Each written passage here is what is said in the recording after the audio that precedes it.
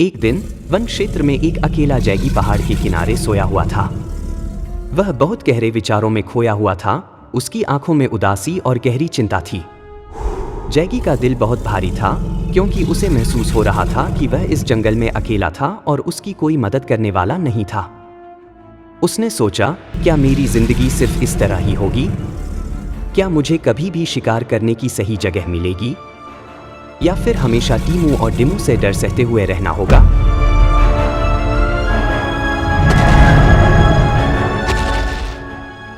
तभी दूर से तेज कदमों की आवाज आई। वह चौंका और देखने लगा।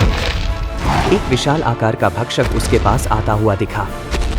जैगी ने पहली बार भक्षक को देखा तो वह डर के मारे कांपने लगा, क्योंकि भक्षक के बारे में वह पहले ही सुन चुका था कि वह बहुत खतरनाक और ताकतवर होता है। लेकिन भक्षक ने उसे घबराया हुआ देख लिया और उसे धीरे से आवाज दी, तुम क्यों इतने डरे हुए हो दोस्त? जैगी ने हल्के से सिर झुकाया और अपनी डर भरी आंखों से भक्षक को देखा। पहले तो वह कुछ कह नहीं पाया, लेकिन फिर धीरे से बोला, तुमसे क्या कहूँ दोस्त, इस जंगल में दो जंगली प्रजातियां टीमू और डिमू मुझे हमेशा तंग करते हैं। वे मुझे शिकार करने का मौका नहीं देते। हर बार मैं कहीं जाता हूँ मुझे दोनों से भिड़ना पड़ता है। मुझे लगता है कि वे हमेशा मेरे ऊपर भारी पड़ते हैं। मैं क्या करूं? मुझे अब इस जंगल में कोई ऐसी जगह नहीं मिली जहां मैं शिकार कर सकूं। भक्षक ने उसकी बात सुनकर गंभीरता से सिर हिलाया और कहा, तुम चिंता मत करो जैगी, मैं तुम्हारा दोस्त हूँ और अगर तुम चाहो तो हम दोनों मिलकर इन दोनों को सबक सिखा सकते हैं। चलो हम हर एक को शिकार करके मार डालेंगे। इस जंगल में तुम्हारा अधिकार है और हमें इसे वापस लेना होगा। जैगी ने थोड़ी देर तक भक्षक को देखा, फिर उसकी आंखों में थोड़ी सी उम्मीद जल उठी। उसने सोचा, अगर भक्षक मेरे साथ है तो शायद हम इन दोनों से निपट सकते हैं।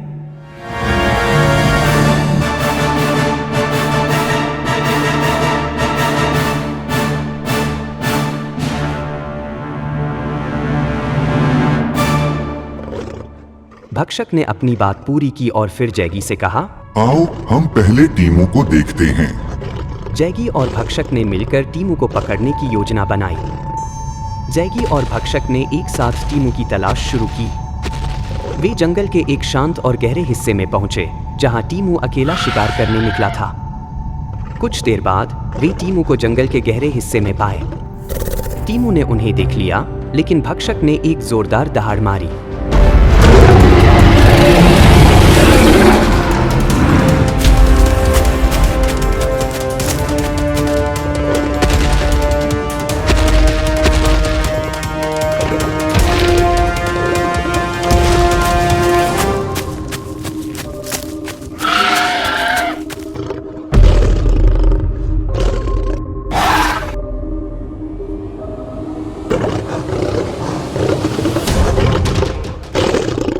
भक्षक और जैगी टीमू को घेर लेते हैं।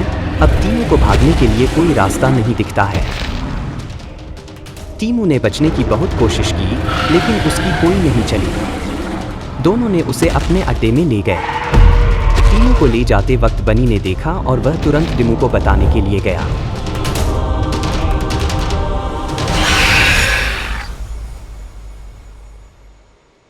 टीमू को वहां बंधक बना लिया। टीमू की आंखों में डर था, लेकिन वह समझ नहीं पा रहा था कि अब वो क्या करे। भक्षक ने टीमू को कहा, डिमू जहाँ कहीं भी होगा वह जरूर तुम्हें तलाशते हुए यहाँ आएगा और फिर तुम दोनों को मार डालेंगे। इस बीच जंगल में रहने वाला एक बड़ा डायनासोर डिमू अपने मित्र टीमू का इंतजार कर रहा था और चिंता भी कर रहा था। इतना देर हो गया है, ये टीमू कहाँ रह गया? ठीक तभी बनी डिमू के पास आता है और कहता है, जैगी और उसका दोस्त भक्षक ने टीमू को अपहरण कर लिया है। डिमू यह सुनने के बाद बहुत गुस्सा हो जाता है। हमें जल्दी से जैगी के इलाके की ओर बढ़ना चाहिए, वरना टीमू को कोई बड़ा खतरा हो सकता है। डिमू और बनी दोनों तुरंत उस दिशा में भागे जहां जैगी और भक्षक ने टीमू को ले गया था। जैसे ही वे जैगी के अड्डे तक पहुंचे, डिमू ने टीमू को देखा और वह गुस्से में आकर चिल्लाया, जैगी, तुमने टीमू को क्यों अपहरण किया? उसे तुरंत छोड़ दो वरना ठीक नहीं होगा। बनी ने कहा, तुम टीमू को छोड़ो, बदले में तुम मेरी जान ले लो। टीमू ने कहा, नहीं बनी, तुम चुप रहो और यहाँ से भाग जाओ।